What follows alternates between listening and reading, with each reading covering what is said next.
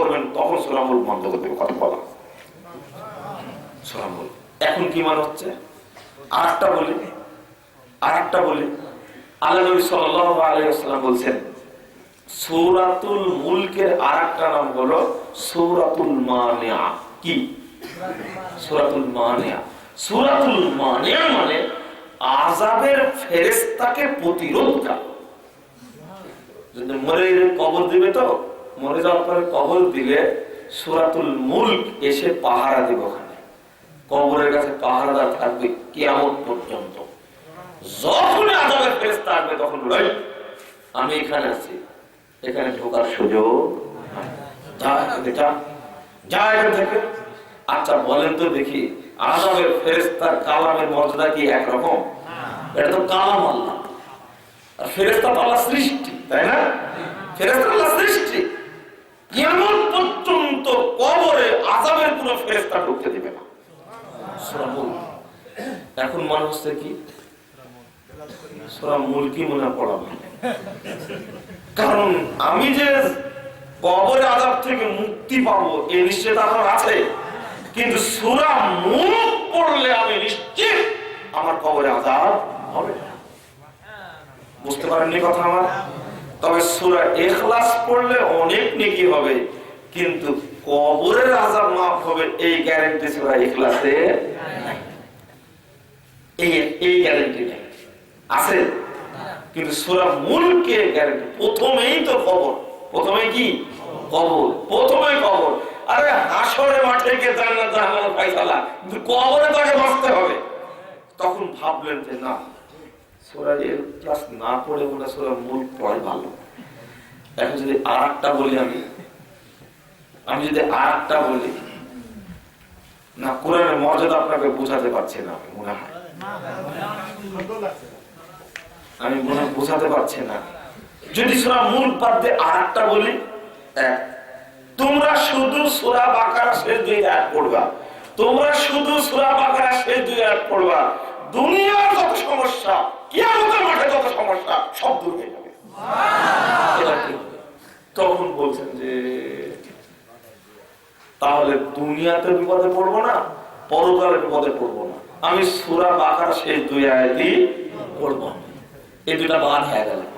যদি আরেকটা বলি, আমি বন্ধুরা আমার বলতে চাচ্ছিলাম কোরআনের এক অংশ বাদ দিয়ে আরেকটা অংশের ফজিলত বলে শেষ হবে না।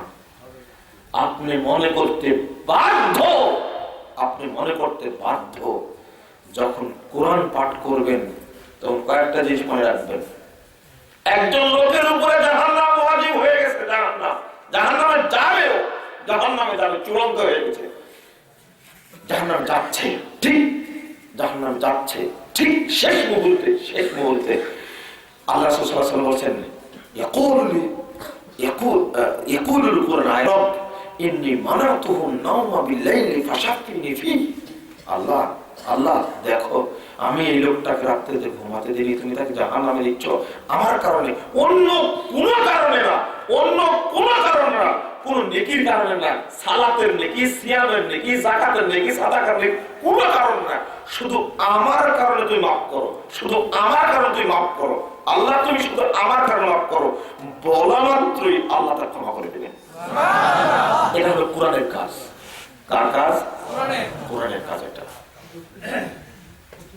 যে ব্যক্তি সূরা বাকারা একটু পড়বে, সূরা আলে ইমরান একটু পড়বে, মাঝে মাঝে খুলেই সূরা বাকারা একটু পড়বেন, সূরা আলে ইমরান একটু পড়বেন, পুরোটা পড়তে হবে তা না, মাঝে মাঝে পড়বেন সূরা আলে ইমরান, সূরা বাকারা।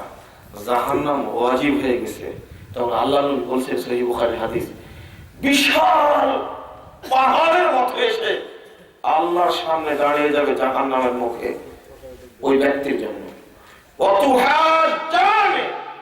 সূরা বাকারা এবং আলে ইমরান উভয় ঝগড়া করবে আল্লাহর সাথে, আল্লাহ তোমাকে জাহান্নামে দিলে কেন?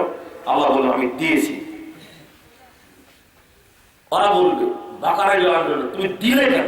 এরা যেমন আমায় পাঠ করেছে, তুমি দিলে কেন জাহান্নামে? আমি দিয়েছি, পিড়াপিড়ি করো না। আবার বলবে আরে আমাকে পড়েছে, তুমি জাহান্নামে দিলে মানে? দিতে পারবে না। যতক্ষণ কামনা করবে ততক্ষণ তারা পাহাড়ের মতো দাঁড়িয়ে থাকবে। সূরা বাকারা, সূরা আলে ইমরান এবার মনে হচ্ছে যে তাহলে মনে হয় একটু একটু করে সূরা বাকারা আল ইমরান পড়াই ভালো। এটা হলো শেষ মুহূর্তের ঔষধ। এটা কিসের ঔষধ? শেষ মুহূর্তের ঔষধ না, মনে হয় সূরা আল ইমরান আর বাকারা পড়াই ভালো, একটু একটু এটাই পড়বো, আমি যেন শেষ মুহূর্তে জাহান্নামে না যাই। আপনাকে কোনটা বলবো বলেন তো আমাকে? আপনাকে আমি কোনটা বলবো? কোরআনের কোন অংশ বলবো? আগে বলেছি অক্ষরের কথা, তার বলেছিল শব্দ আয়াতের কথা, শব্দের কথা বলেছি, তারপর বলেছিল আয়াতের কথা, তারপর বললাম সূরার কথা, তারপর একটা খণ্ডের কথা বললাম। আমি আপনাকে কিভাবে বোঝাবো যে কোরআন কি জিনিস? কোরআন কি জিনিস? আগে দেখতাম, ছোটতে দেখতাম ফজরের সালাতের পর মসজিদ থেকে বেরিয়ে এভাবে কোরআন নিয়ে বসে গেছে, বের হওয়ার আগে দরজায় বসে কোরআন পড়ছে। আর এখন কাউকে দেখা যায় না, দেখা যায় কাউকে।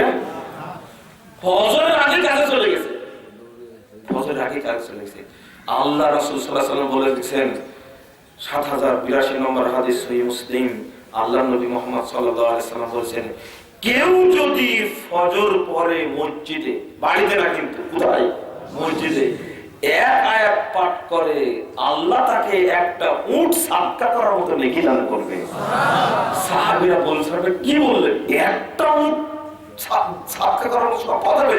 আপনি কি বলেন? যদি কেউ দুইটা পড়ে, আল্লাহ নবী বলছেন যে ব্যক্তি দুই আয়াত পড়বে সে ব্যক্তি দুইটা লাল উট সাদকা করার সওয়াব পাবে। সাহাবীরা বলছেন যে কেউ তিনটা পড়ে, তিনটা পড়লো লাল উট মানে কি? একটা উটের দাম ৫ থেকে ৭ লক্ষ টাকা। কেউ যদি ৪ আয়াত পড়ে তো কয়টা নাকি পাবে? কয়টা উট পাবে? আল্লাহ নবী বলছেন, আরে ৪টা পড়লেও ৪টা উট সাদকা করবে কি পাবে? সাহাবীরা এবার প্রশ্ন করলো, যদি তার চেয়ে বেশি পড়ে, মানে সাহাবীদের কাছে একটা আয়াত আর একটা উট, এটা কেমন কথা? একটা আয়াত আর একটা উট, একটা আয়াত পড়বো আমাকে একটা উট দিয়ে দিবে, এইটা সাহাবীদের কাছে কি খুব ভারী মনে করছিল। কি বল আসো একটা আয়াত, তাই না? বল আসো। এই আরেকটা আয়াত আছে, সেটা বলো দেখি, সুম্মা নাযার। কোন সূরাতে আছে? কে বলতে পারবা? এখানে কোনো ছাত্র নাই, এরা নাই ঘুমাচ্ছে মনে হয়। সুম্মা নাযার, এই একটা আয়াত আছে কোরআনে, এতটুকু পড়লে একটা নোট দিয়ে দিবে আল্লাহ, বিশেষ না। এবার বলছেন আল্লাহ নবী, যদি ৪-এর বেশি কেউ পড়তে থাকে আয়াত, মসজিদে বসে সকালে ৪-এর বেশি আয়াত তেলাওয়াত করবে, ৪-এর বেশি আয়াত তেলাওয়াত করবে, তাহলে আল্লাহ নবী শেষে বললেন বি আদাদিহিন্না, ও যত আয়াত তেলাওয়াত করবে ততটা মুখ দেওয়া হবে। আপনাকে আমি কি হয়ে বুঝাবো বলেন তো দেখি? এই কোরআনে ফজিলত বোঝানোর সাধ্য আছে কারণ? কারণ সাধ্য আছে? কেউ পারবে না। কোরআন যখন পড়ছেন, আপনি কোরআন যখন পড়ছেন, যখনই পড়ছেন মনে রাখবেন, পড়ার সময় লক্ষ কোটি ফেরেশতা আপনাকে বেষ্টন করে রাখবে, সবগুলো রহমতের ফেরেশতা। এই এলাকা ধন্য, এই এলাকা ধন্য, এই এলাকা ধন্য, এই এলাকায় মাদ্রাসা প্রতিষ্ঠিত হয়েছে, মানে আল্লাহ নবী 3টা কথা বলেছেন। ওই হাদিসটার পরে হাদিসটা আসছে, আল্লাহ বলেছেন গশিয়াতুহুমুর রাহমা, আল্লাহর রহমত তাদেরকে পুরোটা ঘিরে রাখে।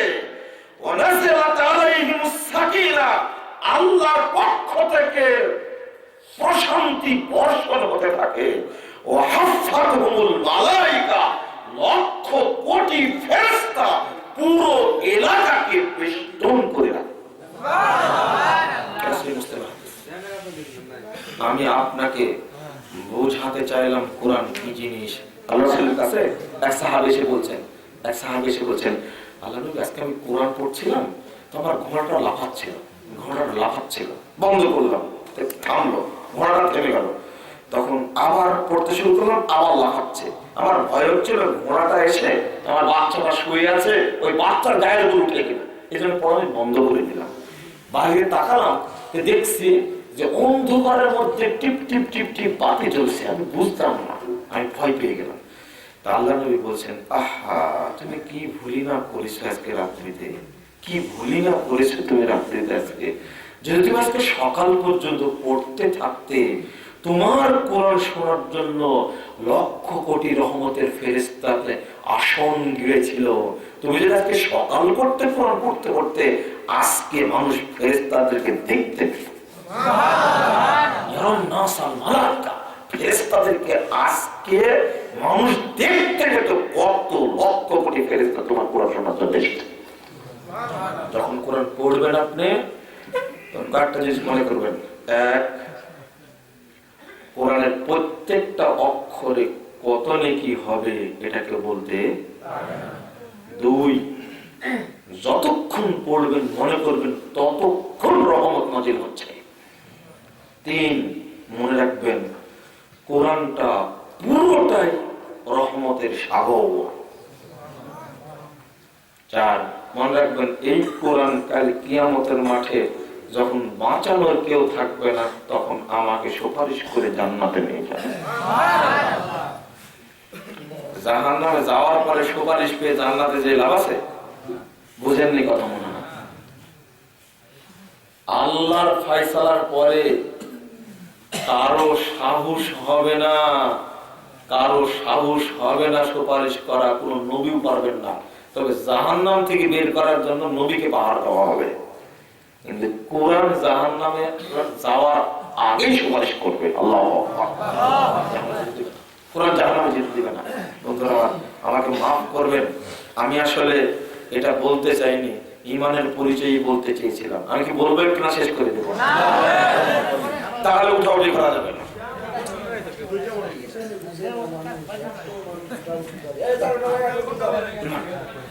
আমি একটু বলবো, বেশি না, একটু বলবো। তবে তবে কথা শেষ হয়ে গেল, কিন্তু এক নেকির কথা মনে করে দিলেন। ও এক নেকি শেষ হলে বলেছেন আপনি, তাই না? জাযাকাল্লাহ খায়র। এক নেকির কথা তাহলে এখনই বলে দিও আমার। আল্লাহর নবী মুহাম্মদ সাল্লাল্লাহু আলাইহি ওয়াসাল্লাম বলেন, 593 নম্বর হাদিস, 593 নম্বর হাদিস, একটা গ্রন্থ ইমাম বুখারীর একটা হাদিসের গ্রন্থ আল আদাবুল মুফরাদ।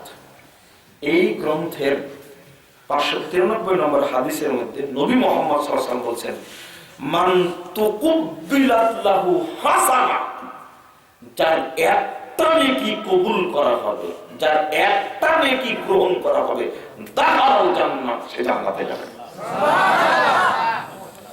আল্লাহ রাসূল বলেন 198 নম্বর হাদিস তাবরানী কাবির। এই যে আজকে বৃষ্টি হয়েছে ভালো কথা, কিন্তু বৃষ্টি তো আল্লাহ বন্ধ করে দিলেন, তাই না? তো অনেকে বাড়িতে বসে আছে কেন? আসতে পারতো না?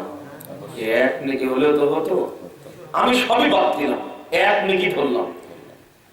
আমি যখন জেলখানে ছিলাম কয়েকদিন, শুনে যাওয়ার খারাপ মনে করবো না তো, যে আসামি করতে গেছে। জেলখানে ছিলাম কয়েকদিন, তো একজন প্রখ্যাত মুফাসসিরে কোরআন, গোটা বিশ্বে পরিচিত, তার সাথে 3 মাস 22 দিন থাকার সুযোগ হয়েছিল, বুঝছেন? তো একসঙ্গে আমরা ওই জেলখানার পাটে চলতাম, ওই হাঁটতাম সকালে সন্ধ্যায়, সন্ধ্যায় বলতে বিকেল বেলা এই 1.5 ঘন্টার মতো, সকালে 1 ঘন্টার মতো, প্রায় দিন। তো মাঝে মাঝে তিনি একটা কথা বলতেন, বাবা আমার জন্য দোয়া করো তো, আল্লাহ যেন আমার 2 রাকাত নামাজ কবুল করে। তো আমি বললাম যে আল্লাহ আপনার সব ইবাদতই কবুল করুন। না, আমি এত বড় দোয়া চাইনি, 2 রাকাত কবুল হোক, এটাই দোয়া করো আমার জন্য। আমি বললাম, জি আপনার মনে তো ওই হাদিসটা ঢুকছে মনে হয়, যে হ্যাঁ আমি তো পড়েছি, আল্লাহ নবী বলছেন কেউ যদি ওযু করে 2 রাকাত সালাত পড়ে তাহলে ওই ব্যক্তির জন্য জান্নাত ওয়াজিব হয়ে যাবে। এটা সহিহ মুসলিমের হাদিস, সহিহ মুসলিমের কিতাব তাহারাত আজকে পড়েছি। তো বলছে এই 2 রাকাত কবুল হোক, শুধু এই দোয়াটা। আমি বললাম যে আর কিছু কবুল হওয়া লাগবে না? না, আর কিছু দরকার নেই, আমি 2 রাকাত কবুল হলে আমি ধন্য। তো একদিন বলেননি, একাধিক দিন বলতেন, বাবা একটু দোয়া করার জন্য আল্লাহ 2 রাকাত সালাত কবুল করে। আলহামদুলিল্লাহ, আপনার 2 রাকাত সালাত আল্লাহ কবুল করুক, আল্লাহুম্মা আমিন। তো আমি আপনাদের বলি, বলেন আল্লাহকে মাঝে মাঝে, আল্লাহ তুমি আমার একটা নেকি ধরে রাখিও। এটা কেন? এবার আল্লাহ বলেছেন, মান কানাত লাহু হাসানা, কিয়ামতের মাঠে তার একটা নেকি টিকে যাবে, সবই শেষ, সবই শেষ, সবই শেষ। একটা টিকে গেছে, আল্লাহ রাসূল বলেন দাখালাল জান্নাহ, ওই একটা নেকি নিয়েও জান্নাতে চলে যাবে। 198 নম্বর হাদিস তাবরানী কাবিরের মধ্যে আসছে। এক নেকি হলেও তো হতো এখানে। আমি বলছি না এক নেকি মানে এক নেকি পাবো মানে কোরআন হাদিস ছাড়া কোনো আলোচনাই এখানে হচ্ছে না। অতএব এক নেকি মানে কি, আমি কত নেকি পাবো তার হিসাব নাই, আমি বিশ্বাস করি। অনেকে আসেনি আজকে, তাই না? এই জন্য বললাম এক নেকি হলেও তো হতো। আপনারা আলোচনা নিয়ে আসার চেষ্টা করবেন, নিজে আসবেন, ছেলেদেরকে নিয়ে আসার চেষ্টা করবেন, মেয়েদেরকে নিয়ে আসার চেষ্টা করবেন, স্ত্রীকে নিয়ে আসার চেষ্টা করবেন। পরস্পরে ওই মসজিদে খুতবা শুনতে যাবেন যে মসজিদে তাজা ইমাম খুতবা দেয়, বুঝতে পারেননি? যে মসজিদে তাজা ইমাম খুতবা দেয় ওই মসজিদে যাবেন খুতবা শোনার জন্য। 2 কিলো দূরে হলেও মরা ইমাম খুতবা দিলে কোনো লাভ হবে না। বয়সে 56 বছর কোনো লাভ নাই। ও পড়েও না, দেখেও না, কিছু না। বয়সের ভার মানুষ সবই ঘুমায়, খুতবায় ঘুমায় না। একটা তাজা ইমামের খুতবা শুনতে যেতে হবে। মসজিদের সভাপতি যারা আছেন তাদেরকে পরামর্শ দিলাম যে তাজা ইমাম নিয়ে আসবেন মাঝে মাঝে। ওই ইমাম খুতবা দেবে, মানুষের পরিবর্তন ঘটবে, কিন্তু মরা ইমাম দিয়ে খুতবা দিয়ে কোনো লাভ হবে না। এটা সবথেকে ঈদের দিন গুরুত্ব আছে বন্ধুরা। আর ঈমান আসিফা, ঈমানের অর্থ হলো দৃঢ়তা, জিদ্দুল খৌফ, ভীতির উল্টা। যার অন্তরে যে বিষয়ে সংশয় নাই, সন্দেহ নাই, সংকোচ নাই, দ্বিধা নেই, পিছুটান নেই, একেবারে ফ্রেশ যে বিষয়, তার নাম কি? ঈমান। মনে থাকবে কি? ঈমান শব্দের অর্থ আমান থেকে। আমান শব্দের অর্থ হলো নিরাপদ। কিসের থেকে নিরাপদ হয়? সন্দেহ, সংশয়, দ্বিধা, সংকোচ, পিছুটান, একেবারে ফ্রেশ, এর নাম কি? ঈমান। আল্লাহকে বিশ্বাস করেন? করেন? ঠিক তো? ফ্রেশ বিশ্বাসটা কি ফ্রেশ আছে? আল্লাহ যে বিধান দিয়েছেন নবীর মাধ্যমে, বিশ্বাস করেন? কথা তো বলছেন, রাজনৈতিক মাঠের কথা ঠিক কি ঠিক ওটা জানেন না। এই অভ্যাস ছাড়তে হবে। মাঝখানে একবার ধরা খেয়ে গেছেন আজকে বক্তব্যে, আমি ভুলিনি, কারণ ঠিকই ছিল। আমি বললাম জাহান্নাম ওয়াজিব হয়ে গেছে, সবাই সুবহানাল্লাহ বলেছে, ঠিক? আমি ভুলিনি, আমার মনে আছে। অত সহজ না, অত সহজ না। ওই যে এই যে এখন ধরা খেয়ে গেলেন আপনি, বাংলাদেশের মানুষ ঝুঁকালা মোটা হুঁশ না বুঝে একটা কাজ করে। আমার জেল খাটার কারণটাই ছিল এটা, এই না বুঝার কারণটা ছিল। এক ব্যাকুম মহিলা এই তায়েফে খেজুর গাছ দেখতে, বড় গাছ দেখতে গেছে। তো আমাকে আর আমার উস্তাদ শেখ আব্দুল রাজ্জাক মিশরকে ইসলামিক সেন্টারে দায়ী চলেন বাংলাদেশের লোকের শিরিক করে দেখা নিয়ে আসি। গেলাম সে 172 কিলোমিটার 75 কিলোমিটার দূরে মক্কা থেকে। তো ওখানে গিয়ে দেখছে একটা মরা ডাল খাড়া করা আছে, মরা ডাল। তো মহিলা এবার কোট রাখছে, আমাদের কি করবেন এটা? তো বলছে যে এটা নিয়ে যাবো, বরকত হবে। তো আমি বললাম যে আপনি কি বিশ্বাস করেন যে এইটা সেই 1500 বছরের পূর্বে গরুর গাছ? আপনি বিশ্বাস না করলে আমি করি। দেখেন আমাকে এক খোঁজা মারছে, কিন্তু নিজেই বলতে পারতো না বিশ্বাস করে, কিন্তু খোঁজা একটা মারল আমাকে। কি বললো বলেন তো? আপনি বিশ্বাস না করলেও আমরা করি। ওইটা টিভিতে একটা লোক দেখায় না, এই লোকের নামটা আমি বলেছিলাম শুধু খুব তাই। তো আমি বললাম যে তাই বরকত হবে। তার শ্বশুর আছে সাথে, নারায়ণগঞ্জের। আমি বললাম তাকে, আচ্ছা মুরব্বী আপনি কি মনে করেন এই গাছটি সেই গাছ? আপনার কি মনে হয় যে প্রতিদিন বুড়ি এখান থেকে গরুর কাঁটা নিয়ে গিয়ে ফজরের কাঁটা দিতে মক্কায়, মক্কা তো এখান থেকে কত কিলোমিটার দূরে? 172-75 কিলোমিটার দূরে। তখন মুরব্বী বলছে আমারও কেমন কেমন সন্দেহ হচ্ছে। এক কামেল পাশকে বললাম, উনি আমার তর্কে লেগে গেলেন। বলছে যে আপনি এইভাবে মানুষকে বিভ্রান্ত করছেন কেন? তখন হচ্ছে আপনি কামেল পাশ করেছেন, আপনার কি মনে হয় এই গাছ কি সেই গাছ? হতেও তো পারে, তাও বলছে হতেও তো পারে, ওজনই আলাদা। যখন চলে গেল আমি তো দাঁড়ায় আছি, উস্তাদ থেকে আমি এটা ডালটা নড়াচ্ছি, দেখলাম যে এই ফেলে দেওয়া যাবে আর কি, ভেঙে ফেলে দেওয়া যাবে। তখন আমি বলি উস্তাদ গাছ ভেঙে দেবো। তখন বলছে ভেঙে দেওয়া যাবে? হ্যাঁ যাবে। আমি ধরে দিলাম সাপ, উস্তাদ যে বলছেন দাও সাপ দাও, উনি এসে ধরতে আসলেন, দিয়ে একবার উপর থেকে নিচে ফেলে দিলাম একবারে গাছ থেকে। আলহামদুলিল্লাহ ফেলে দেওয়ার পরে আমি দেখলাম আগে আশেপাশে গেছি বাহিরে, মনে করে যদি একটা বিশৃঙ্খলা তৈরি হয়, তো দেখছি এক আরামি গাড়ির মধ্যে থেকে আমার দৃশ্য দেখে ও হাসছে, তার মুখের মানে দাঁত গুলো দেখা যাচ্ছে। এই যখন হাসছে তার সমস্যা হবে না, ওখানে কেউ না। 15 দিন পরে মদিনা এক ভাইয়ের সাথে দেখা, ও বড় গাছ দেখতে গেছে, আমার কাছে বলছে বড় গাছটা কি ফেলে দিয়ে আসতে দেখলাম।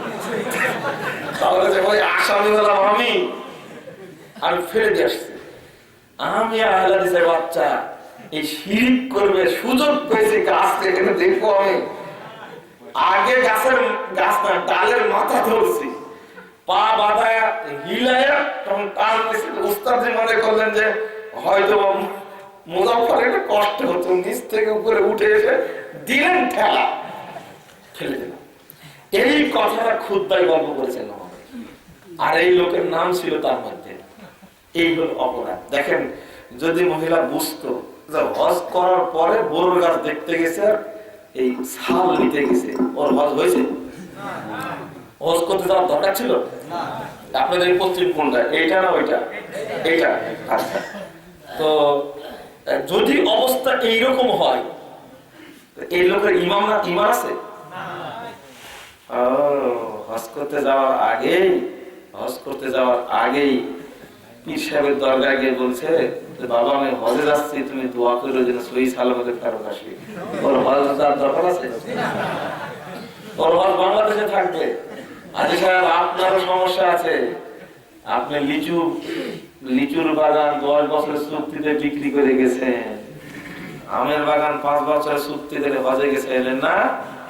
হ্যাঁ, হজ কিন্তু বাগানে আছে, বিমানবন্দর পর্যন্ত যায়নি। কোনো সন্দেহ নাই, কোনো সন্দেহ নাই। 3994 নম্বর হাদিস খুলুন সহিহ মুসলিম, কোনো সন্দেহ নাই। আপনার হজ বাংলাদেশে আছে, বিমানবন্দরে যায়নি, চ্যালেঞ্জ। কারণ আমের পাতা বিক্রি করা হারাম। আরে ছোট দানা বিক্রি করা তাই হারাম, বুঝতে পারেন কথা? ছোট আম যতক্ষণ ডাকর না হবে, লিচু যতক্ষণ পুষ্ট, ডাকর বোঝায় পুষ্ট না হবে, ততক্ষণ বিক্রি করা যাবে না। আর কিসের পুষ্ট হওয়া, কিসের গুটি হওয়া, কিসের মোকল হওয়া, এর 10 বছরের চুক্তি বিক্রি রাজি হওয়া। বুঝেননি কথা? দলিল দিয়ে বললাম। আপনি মনে করেন না যাওয়ার হজ হয়েছে, আবার যাওয়া লাগবে, এতে কোনো সন্দেহ নাই। আবার যেতে হবে, কোনো সন্দেহ নাই। নবী বলেছেন। এবার চলুন, ইমানের রকম কয়টা? 5টা, 6টি, ঠিক আছে? একমত? 6টি? 6টি। কেউ 5টাও বললেন, আর কেউ বাড়াবেন না? 6টি কি কি মুরব্বী বলেন? আমানতু বিল্লাহি, জি জি, আখির ওয়াল কদরে, বলেন ওয়াল কদরে খায়রিহি, আর নাই? এই দেখেন ওয়াল বাসি বাদাল মউত বলছে, ও বানাই নিছে না। বারাকাল্লাহু ফিক, জাযাকাল্লাহু খায়রান। এই রকম মুরব্বির দরকার। দাড়ি পাকলে তেজ ঠিক আছে, ওয়াল বাসি বাদাল মউত বানাই নিছে, এটাকে কথাটা শুনেন। আলহামদুলিল্লাহ, বারাকাল্লাহু ফিক, জাযাকাল্লাহু খায়রান। আল্লাহ জাযায়ে খায়র দান করুক, আল্লাহুম্মা আমিন। শুনুন, উনি আবার বলছেন সবটাই কইছে। তো ওয়াল বাসি বাদাল মউত বললে কয়টা হবে? 7টা। কয়টা হবে? 7টা। আমি রাজশাহী বিশ্ববিদ্যালয়ের 3rd ইয়ারের ছাত্র, এক স্যার আমাকে বলছে যে এই বলো তো ইমানের রুকুন কয়টা? 6টা। বলো কি কি? তো আমি বলছি যে আমানতু বিল্লাহি ওয়া মালাইকাতিহি ওয়া কুতুবিহি ওয়া রাসূলিহি ওয়া মিনাল কদরি খায়রিহি ওয়া শাররিহি মিনাল্লাহি তাআলা বলে শেষ করে দিয়েছে। বলে তোমার হয়নি। তা আমি বললাম যে স্যার কেমন কথা হয়নি মানে? হ্যাঁ হয়নি। তো আমার স্যার কি হবে? তো বলছে যে তুমি আরেকটা বলেনি ওয়াল বাসে বাদাল মাউত। তাহলে স্যার ইমানের রুকুন আসলে কয়টা? 6টি। 6টি ঠিক আছে, তোমার উত্তর ঠিক আছে, কিন্তু সংজ্ঞাটা ঠিক নেই। আমি বললাম স্যার কেমন হয়ে গেল না? তখন স্যার গুনছে বলে আমানতু বিল্লাহি 1 ওয়া মালাইকাতিহি 2 ওয়া কুতুবিহি ওয়া রাসূলিহি 4টা হলো, ওয়াল ইয়াউমিল আখির কয়টা হলো? 6 নম্বর ওয়াল কদরি খায়রিহি ওয়া শাররিহি। স্যার তো আর আগায় না। তারপর স্যার বলেন, বললাম যে 6টা তো হয়ে গেল। তো স্যার বলছেন যে কেমন হয়ে গেল আজকে? পাগলকে বলছি যে পাগল বল তো তোর হাতের আঙ্গুল কয়টা? বলে স্যার 5টা। দেখুন পাগল বলে 1 2 3 4 পুরাই 4। তখন বলছে যে তুই যে বললি যে 5টা। বলে স্যার তো জানতাম তা 5টাই, কিন্তু আজকে ঘুম থেকে দেখতে 4টা। 1 2 3 4। তুমি আজকে আমাকে এই বিপাকে ফেলে দিলে। আমি বললাম যে স্যার আমার কি এবার বলছে কি জানেন? তুমি মনে হয় আলেম। আমি বললাম স্যার এটা আবার কি বললেন আপনি? তখন বলছে না আহলে হাদিস না হলে এই ভুল এইভাবে মাঠে ঘাটে অপমান করবে না। অপমান না তো, এটা বাস্তবতা। এটা আপনি মুখে বলছেন ইমানের রুকুন 6টা আর বলার সময় বলছে 7টা।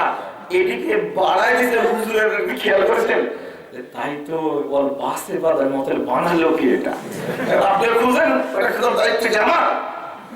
দেখেন মুখে বলছে 6টা, কিন্তু যখন বলার সময় সংজ্ঞা দিয়ে তখন কটা হচ্ছে? 7টা হচ্ছে। ইমানের রুকুনই গন্ডগোল করছে। তাও তো একটা করেছে, শিয়ারা বানাইছে আরেকটা। শিয়ারা আরেকটা বানাইছে। তো ওইটা এখন বললাম না, কথা বেড়ে যাবে। তাই কয়টার সমন্বয় ইমান? কয়টার সমন্বয় ইমান? 3টি। কয়টার? ওটা ইমানের পারিবারিক সংজ্ঞা ভাই, যেটা বললাম। ইমান গঠিত হয় কয়টার সমন্বয়ে? 3টি জিনিস সমন্বয়ে। আত-তাসদীক বিল জিনান, অন্তরে বিশ্বাস, ওয়াল ইকরার বিল লিসান, মুখে স্বীকৃতি, ওয়াল আমাল বিল আরকান, কর্মে বাস্তবায়ন। এই 3টা জিনিসের সমন্বয়ে ঈমান হয়। তবে 2টা হলো মূল, একটা হলো শাখা। অন্তরে বিশ্বাস, মুখে স্বীকৃতির মূল, আর আমলে বাস্তবায়ন করার শাখা। এই 2টার জায়গায় যদি দুর্বলতার কোন একটি থাকে, ওই ব্যক্তি ঈমানদার না। কথা মনে থাকবে। ঈমান বাড়ে না কমে? বাড়েও কমেও। উত্তরের ভাবে দিয়ে না, ঈমান বাড়েও কমেও। যে যত পাপী তার ঈমান তত কম। যার ঈমান, যার নেকি যত বেশি তার ঈমান তত বেশি। এটা মনে রাখবেন। আমি চলে যাই অন্যদিকে। এবার বন্ধুরা আমার, আমি যেটা বোঝাতে চাচ্ছিলাম, ঈমানটা যদি আপনার মধ্যে ফ্রেশ থাকে, তাহলে আপনার সমস্ত আমল আল্লাহ কবুল করবেন। গাড়ি আমল করে কোনো লাভ নেই। আমাদের মধ্যে একটা হাদিস, 1817 নম্বর হাদিস, মুস্তাদরাক হাকিম। 1817 নম্বর হাদিস, মুস্তাদরাক হাকিম। আল্লাহ নবী বলছেন, আল ঈমান আস-সাবর ওয়াস-সামাহ। ঈমান হলো ধৈর্য, ঈমান হলো আন্তরিকতা, উদারতা। ঈমান কি? ধৈর্য। ঈমান অপর নাম কি? ধৈর্য। আরেকটা কি? উদারতা, আন্তরিকতা। আপনার মধ্যে, আমার মধ্যে কি আন্তরিকতা আছে? না। আমি এই হাদিসটা একটু পরে আসি, তবে আমি একটু বলি যে হৃদয়ের মধ্যে কোনো যদি সংশয় থাকে, তাহলে তার ঈমান আছে? সংশয় থাকা যাবে না। কিন্তু আমি তো মনে করি যে ইমানই নাই, আমি মনে করি ইমানই নাই। বেঈমান বানাবো আপনাকে তা বললাম না, আমি মনে করি ইমানই নাই। মানে এই মুসিন্দা বাজারে আপনি একটা জামা কলা খাচ্ছিলেন, কি কলা? জোড়া কলা। খাওয়ার সময় আপনার মনে হচ্ছে যে আব্দুল্লাহর মা দেখলে মনে একটা ধমক লাগাইত। আচ্ছা বলেন তো আপনার ইমান আছে কিনা? ওখানে কিন্তু আব্দুল্লাহর মা নাই। আব্দুল্লাহর মা আছে কোথায়? বাড়িতে। এখানে কলা খাচ্ছেন, তখন মনে হচ্ছে মনে হয় আব্দুল্লাহর মা দেখলে একটা ধমক দিত। বলেন তো দেখে আপনার ইমান আছে কিনা? এবার বাড়িতে যখন কলাটা খাচ্ছেন তখন আপনার স্ত্রী বলছে, ওই তুমি খাচ্ছ কেন? দাদার দিলে তো হতো। বুঝেননি মনে হয়? দাদিকে দিলে তো হতো, তুমি খাচ্ছ কেন? মানে এর বাচ্চা কাচ্চা হওয়ার সম্ভাবনা 30-40 বছর যাবত চেষ্টা করছে, গুড় গোবর এটা সেটা খাওয়ায়া একটা সন্তান নেওয়ার চেষ্টা করছে, তাই হয় না। আর যমজ কলা নাকি জোড়া সন্তানের মালিক, চিন্তা করে। আপনার স্ত্রীর ইমান আছে? আপনি কে বলেছেন ইমানদার? এই জন্যই তো 50 বছর যাবত সালাত আদায় করছেন, সালাত আপনার কাজে আসে না। বুঝেছি এখানে কথা বললাম না? প্রথম দিন দেখা হয়ে এতই কাঁদলেন, বুকে জড়িয়ে ধরে কপালে চুম্বন করছেন বারবার। একটা কথা বলছেন যে তোমার জাল হাদিসের কবর রাসূলুল্লাহ সাল্লাল্লাহু আলাইহি বইটা পড়ে যত আনন্দিত হয়েছি তার চেয়ে বেশি আনন্দিত হয়েছি তোমার ভূমিকার মধ্যে একটা কথা। কি কথা? কাঁদছেন আর বলছেন যে যে কথা লিখছো আমিও বুঝিনি, লিখছি বটে উপলব্ধি করি। যে নামাজ দুনিয়াতে মানুষের পরিবর্তন করতে পারেনি, ওই নামাজ কিয়ামতের মাঠে কোনো উপকার করতে পারবে না। কি সুন্দরী যে তুমি লিখছো। আমি বললাম যে লিখছি কিনা আমার মনে নাই, তো থাকতে পারে। লিখছো মানে এটাই সবচেয়ে ভালো লেগেছে। বাস্তবিতায় সালাত পরে কি প্রতিক্রিয়া হয় আপনার মাঝে? 50 বছর যাবত সালাত আদায় করছে, সুদ ছাড়েনি। সুদ ছাড়ছে? 30 বছর যাবত সালাত করছে, একটু বিড়ি ছাড়েনি, এখনো সিগারেট ছাড়েনি। হুজুর জর্দা ছাড়েনি, গুলো ছাড়েনি। গুলো খায়, জর্দাও খায়। আবার কি বলে কোন কোন হুজুর, আপনারা তাদের প্রতারণায় পড়বেন না।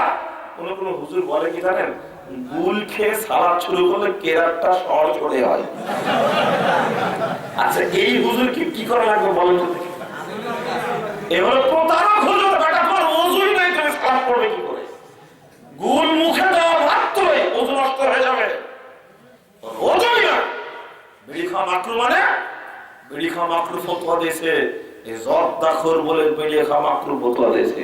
বিড়ি হারাম, জর্দা হারাম, গুল হারাম, সিগারেট হারাম, মদ গাঁজা সোয়ানি খাওয়া হারাম, পরিষ্কার হারাম।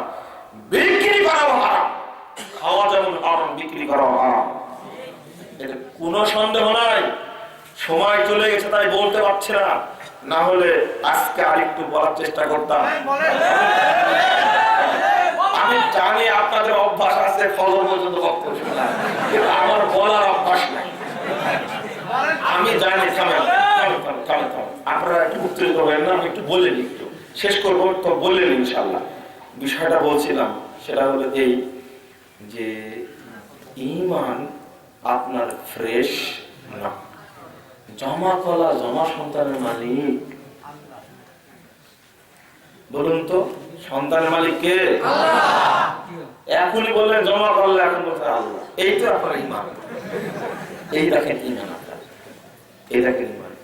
আপনি ঈমান দেখি, এই যে বৃষ্টি হলে আজকে কালকে আমি কাজ করতে যাব, আপনি তো জানতেন না, কিন্তু বাড়িতে টাকা নাই, সারের দোকানদার আপনি, আমি কালকে যাব, আপনার দোকান আর বাকি নাই, ঠিক দোকান খুললেন তখন আমি উপস্থিত। ভাই 2 বস্তা সার দেওয়া তো একটু, আমি এই বৃষ্টি হয়েছে আমি চাষ করবো, আলু লাগাবো বা গম বুনবো বা ধান বুনবো। তখন বলছে যে লোকটা, তখন আপনি তখন বলবেন কি জানেন, এখনই আসলো, আপনাকে দিতে চাইবো? হ্যাঁ, আপনি আমাকে দিতে চাইবেন? চাইবেন, একটু দেরি করবেন। এই ফাঁকে কেউ আসে কিনা নগদ নিতে? দেরি করছে, দেরি করছে, সেজন্য আসলোই না। এই কাজ ওই কাজ সেই কাজ করছেন, আপনি দিচ্ছেন না। সে যখন আসবে না তখন আপনার লজ্জায় দিবেন আমাকে, কারণ লোকটা তো কোনোদিন বাকি নেয় না, আজকে কিভাবে ফেরত দিবেন আপনি। তবে দোকান বন্ধ করা পর্যন্ত, রাত 10টায় বন্ধ করবেন, বন্ধ করা পর্যন্ত সকাল থেকে 10টা পর্যন্ত আমার মনে থাকবে যে আজকে ব্যবসায় শুরু হয়েছে বাকি দিন। কি বলেন, আপনার ঈমান আছে? এই ব্যবসার লাভ লসের মালিক কে? বউনি সাইদ সাইদ, লাভ লসের মালিক কে? আবার আল্লাহ বলছেন না। এ দেখেন, এখন আপনার ঈমান নাই। এ দেখেন দেখেন, দোকানে গেলে বলে লাভ লসের মালিক হলো সাইদ, আর এখানে বলছেন কি? আল্লাহ। এই বলে ঈমান আপনার, এই তো কাছে আসে না। ঈমান কাকে বলে? ওয়াশহাদু আন্না মুহাম্মাদান আবদুহু ওয়া রাসূলুহু, এবং সাক্ষ্য প্রদান করছি যে মুহাম্মদ আল্লাহর বান্দা এবং রাসূল। কি বুঝেছেন এর দ্বারা? এর দ্বারা আপনি কি বুঝেছেন? এর অর্থ হলো তাসদীকুহু ফীমা আখবার, মুহাম্মদ সাল্লাল্লাহু আলাইহি ওয়াসাল্লাম যা বলে গেছেন তাকে সত্যায়ন করা। ওয়াল্লা ইউবাদা ইল্লা বিমা শারা, মুহাম্মদ যে ইবাদত করেননি ওই ইবাদত না করা। একটা হলো পজিটিভ আর একটা হলো নেগেটিভ। তাসদীকুহু ফীমা আখবারা, তিনি যা সংবাদ দিয়েছেন তাকে সত্যায়ন করা, আর তিনি যে ইবাদত করেননি ওই ইবাদত না করা। এই কালেমা শাহাদাতের দ্বিতীয় অংশের অর্থ ভালো করে বুঝলে মুনাজাত নিয়ে আলাদা মারামারি করে। হ্যাঁ, এবার বলবেন যে জায়গায় হাত দিয়েছেন। আমি জায়গায় হাত দিইনি, আগে আলিমগঞ্জ দিয়ে গেছেন, আমরা শুধু বর্ণনা করি না। আলিমুদ্দিন নদিয়াবে গেছিলেন, ছিলেন না? আপনার বাপও ছিলেন, আপনি শুধু ছিলেন। আল্লামা আলিমুদ্দিন নদিয়াবি বাংলাদেশের এপার বাংলার ওপার বাংলার রিজার্ভের বলা হতো তাকে, হাদিসের পণ্ডিত। এখন মারা গেছেন 1 সালে, মারা গেছেন 2001 সালে মারা গেছেন। তো তিনি এই কথা বলে গেছেন 1971 সালে বলেছেন। তার একটা বই কিতাবুদ দুয়া 56 পৃষ্ঠার বই তিনি বলে গেছেন। অন্য আলেম যা বলেছেন উনি এসে বলতে গিয়ে একটু বলেছেন, আমি আবার এইভাবে বলি। শেখ ইবনে তাইমিয়াকে জিজ্ঞেস করেন, তো বলছেন যে এটা হলো বিদআত। তার ছাত্র ইবনুল কাইয়িমকে জিজ্ঞেস করেন, তিনি বলছেন এটা বিদআত, এর পক্ষে কোনো সহিহ হাদিসও নাই, হাসান হাদিসও নাই, জয়ীফ হাদিসও নাই। মিটার বাড়ছে, এবার দেখেন বাড়ছে না? শেখ বিন বাজকে জিজ্ঞেস করেন, তিনি বলছেন বিদআতুন মুনকারা, এটা নিকৃষ্ট বিদআত। শেখ উসাইমিনকে জিজ্ঞেস করেন, তিনি বলছেন বিদআতুন বিলা শাক্কিন, নিঃসন্দেহে বিদআত। মিটার বাড়ছে কিন্তু কমেনি। আলবানীকে জিজ্ঞেস করেন, তিনি বলছেন বিদআতুন লা আসলা লাহু, এমন বিদআত যার কোনো ভিত্তি নাই। আলিমুদ্দিন নদিয়াবিকে জিজ্ঞেস করেন 1971 সালের কথা, তিনি বলছেন এটা মিষ্টি বিদআত। মিষ্টি বেদাত, বুঝতে পারবেন? মিষ্টি, এটা একটা মিষ্টি বেদাত তিনি লিখে গেছেন। এখন যদি আমাকে জিজ্ঞেস করবেন তো আমি বলবো এটা পচা বেদাত।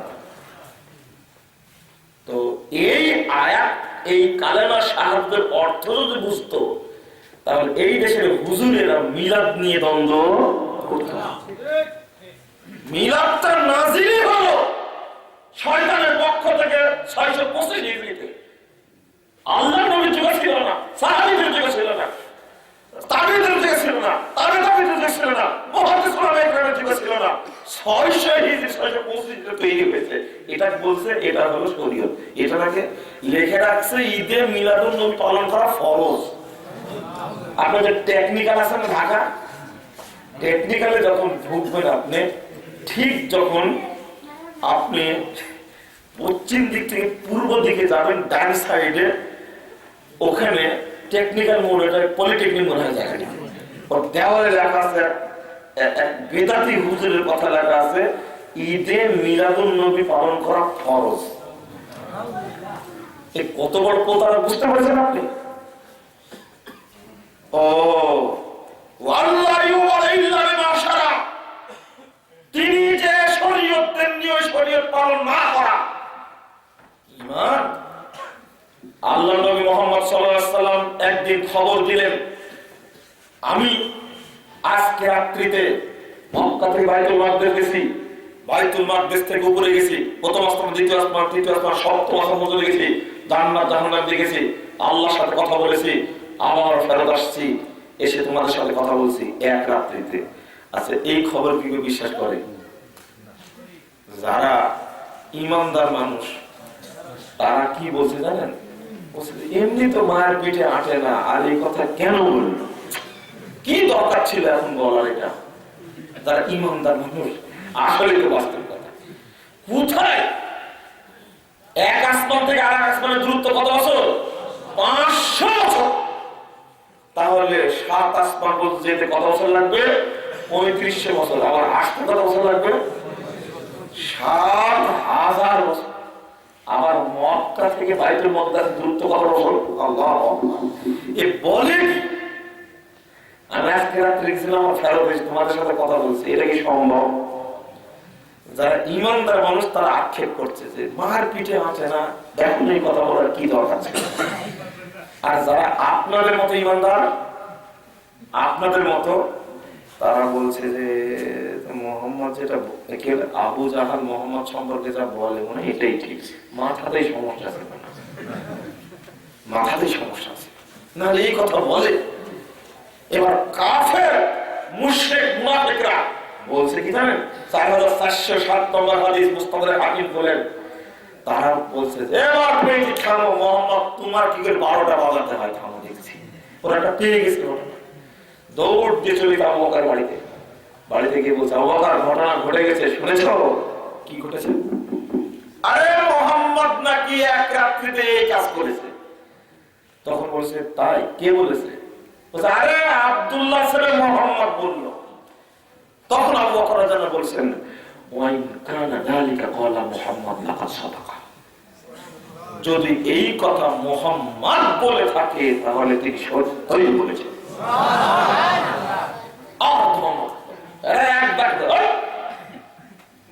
তুমি কি পাগল হয়ে গেছো? অন্ধ হয়ে গেলে? এক রাত্রিতে একটা লোক এত দূর যেতে পারে, ফিরে আসতে পারে?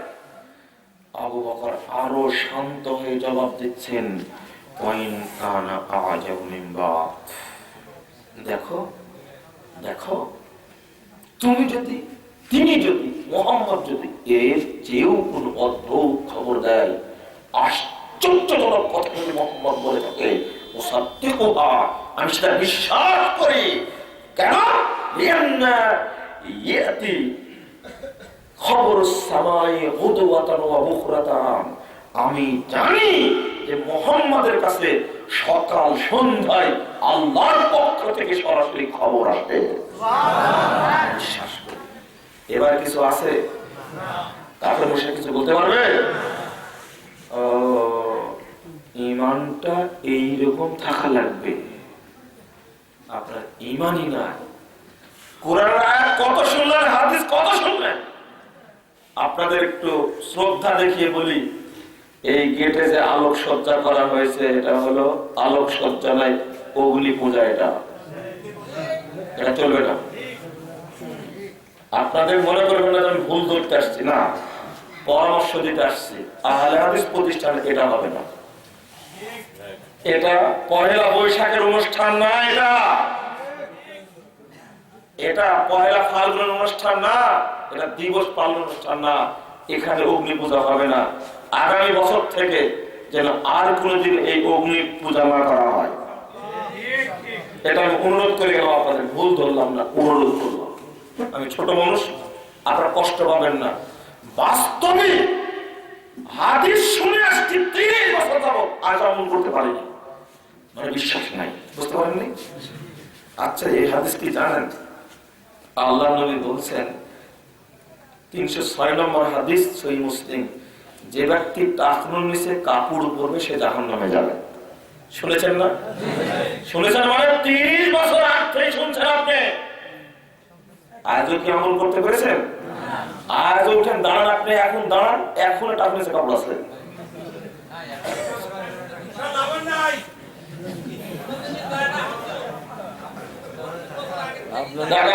আমি কাউকে একজনকে বলিনি,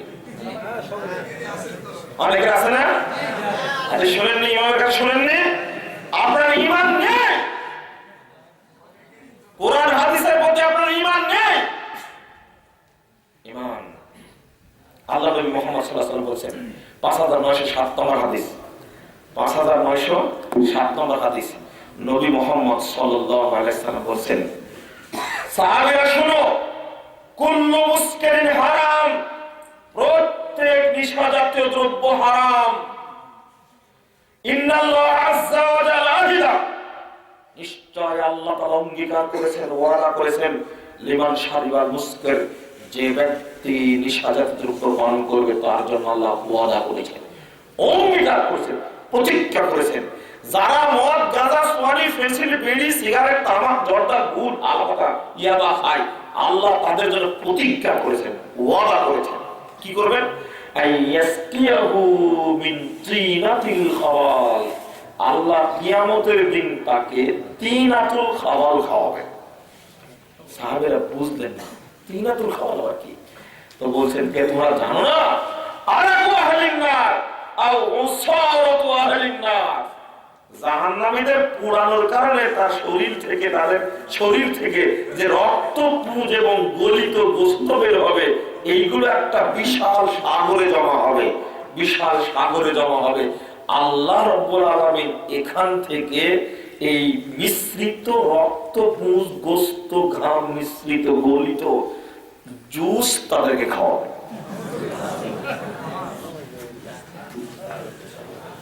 আচ্ছা, এই হাদিসকে কি বিশ্বাস করেন? বুঝতে বিশ্বাস করেন না? জুস জুস কিয়ামতের মাঠে জুস খাওয়াবে না। না আমি, আপনি মনে করবেন আমি ব্যঙ্গ করে বলছি। না না, এই ছেলে বলো তো দেখি কে আছো তোমরা, জুসের আরবি কি? কে বললেন? কেটা আছে মানে জুস এর সাক্ষী আল্লাহর নবী ১৫০০ বছর আগে বলেছে, ১৪৫০ বছর পূর্বে বলে গেছেন, উসারাতু মিন আহলিন নার, একই শব্দ থেকে তৈরি হয়েছে। উসারাতু আহলিন নার, জাহান্নামীদের রক্ত, পুঁজ, এগুলো জুস, এই জুস খাওয়াবে আল্লাহ তাদেরকে, বিড়িখোর, সিগারেটখোর, জর্দাখোর, গুলখোর, গাঁজাখোর, মদখোর, ইয়াবাখোর। আচ্ছা, বিশ্বাস করে হাদিসটাকে কি না? বিশ্বাস করে থাকতো আর জীবনে কোনোদিন এই এলাকায় বিড়ি বিক্রি হতো না, জর্দাখোর বিক্রি হতো না, কেউ বিড়ি খেত না। যদি হাদিসে বিশ্বাস থাকতো, আপনাকে ঈমানই বুঝাতে পারেনি আজ পর্যন্ত। প্রথম বলেছে আপনার ঈমানই নাই, প্রথম বলেছে ঈমানই নাই। ঈমান শিরকে পরিপূর্ণ, ঈমান শিরকে পরিপূর্ণ। দেখুন বিশ্বাস কাকে বলে। মদিনায় সিদ্ধান্ত হলো এতদিনের মধ্যে আমরা মক্কায় চলে যাব। বাদরি সাহাবে হাতিব ইবনে বালতা আত্মীয়দের প্রতি খুব নরম হয়ে চিঠি লিখলেন, চিঠি লিখে এক মহিলার মাধ্যমে প্রচার করে দিলেন। শুনেননি কথাটা? সহিহ বুখারী হাদিস। আল্লাহর নবী বুঝেননি, জিবরিল বুঝেননি, প্রায় মক্কায় চলে এসেছে, বুঝে চিঠি দিয়ে মক্কায় চলে এসেছে, খবর ফাঁস হয়ে গেল। এতদিনের মধ্যে মক্কায় আসবে, খবর ফাঁস হয়ে যাচ্ছে। আল্লাহ বললেন, আল্লাহ বললেন, জিবরিল দাও, মুহাম্মদকে খবর দাও, খবরের ফাঁস হয়ে গেল, খবরের তথ্যের ফাঁস হয়ে গেল। আল্লাহ নবীকে বলা মাত্রই আলী বললেন, আলী ওঠো ঘোড়ার উপরে, দৌড়াও ঘোড়া নিয়ে, ধরো মহিলাকে, ধরো মহিলাকে। মহিলা যাচ্ছে, খবর ফাঁস করে দিল। মক্কার কাছাকাছি এসে মহিলাকে ধরে ফেললো, পত্রে যাও।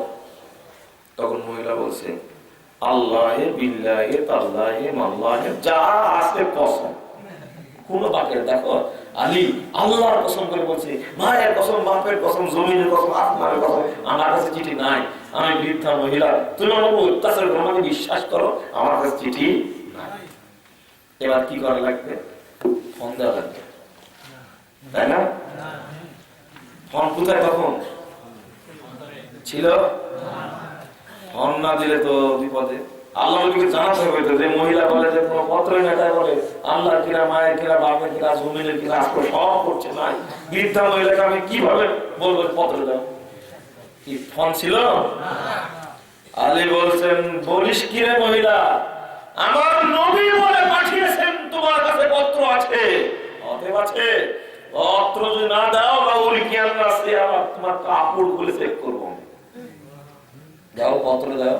তোমার আল্লাহ বিল্লাহ তাহলে শুনতে চাইনি, আমার নবী বলেছেন পত্র তোমার কাছে আছে, অতএব আছে, অতএব আছে পত্র, দাও পত্র। অবশ্যই মহিলার কাপড় খুলে চেক করলেও কিন্তু পাওয়া যেত না। মহিলা এই ধমকে ধমকে একবার চুলের ঝুঁটির মধ্যে থেকে পত্র বের করে আলীর হাতে দিয়ে দিলেন। কিসের জোরে? ইমানের জোরে বললে ভুল হচ্ছে। নবীর কথাকে কেমন বিশ্বাস করতে হবে এটাকে বিশ্বাস করে। আপনি কতই যে পাপ করছেন জানছেন। আচ্ছা